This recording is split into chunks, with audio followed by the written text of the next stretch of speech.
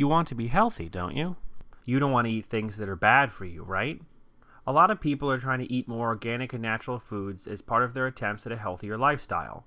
But what does it mean for food to be called organic or natural? Who decides whether a particular kind of food qualifies? If you don't know, then you're in the dark about the food you're eating every day. The term organic is pretty well defined thanks to a 2002 set of standards issued by the USDA.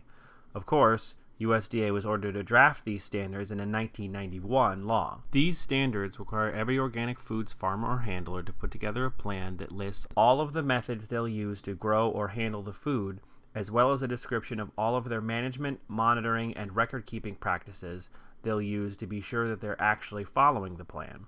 The farmer can't use any synthetic fertilizer or sewage, only compost, raw manure, and certain minerals. In fact, neither a farmer nor a food processor can use any non-approved synthetic or artificial substances at any point.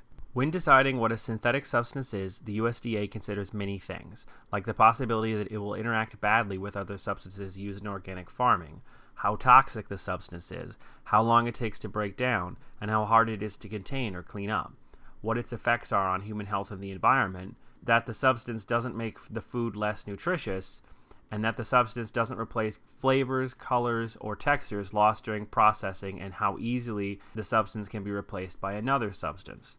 The USA can still ban the use of natural substances if they will harm human health or the environment, or it can allow the use of a synthetic substance in organic farming if there is no reasonable substitute, human health will not be threatened, and it is not toxic. Exemptions are passed for a variety of reasons. Some examples of allowed synthetic substances to be used in organic farming include chlorine materials, as long as they don't contaminate the local water supply, hydrogen peroxide, copper sulfate, sulfur dioxide, coppers, as long as they don't contaminate the soil, and alcohols. Some examples of allowed synthetic substances to be used as ingredients in organic food include cyclohexylamine, magnesium chloride, potassium acid tartrate, tetrasodium pyrophosphate, and bentonite. The farmer can only plant organic seeds and seedlings. The farmer is only allowed to manage pests, diseases, and weeds by rotating crops, cleaning, mowing, or weeding the crop, breeding resistant plants and animals, introducing another pest or disease that will kill the first one, mulching, traps, or fire. Yes, that's right, fire. Not only are pesticides prohibited, but to be certified as organic, the farmer or handler can't have used them on that land for the past 3 years. Poultry, such as chickens, must have been managed organically since the second day of their life. Dairy animals must be organically managed for a year before you can collect any organic milk from them. Breeding animals can be brought onto an organic farm at any time. Animals need more than sex, though. They need food, too.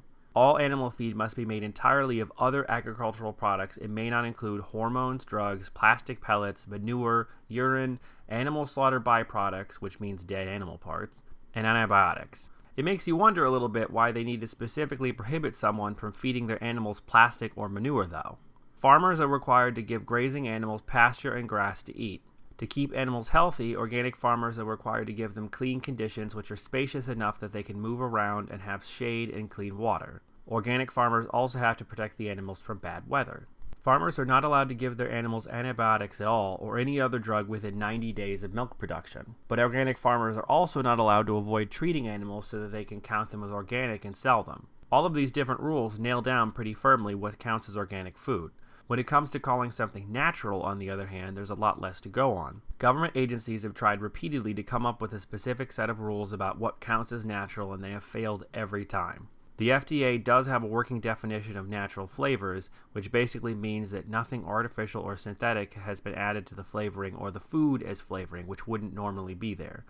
It seems like that means natural substances can still be added.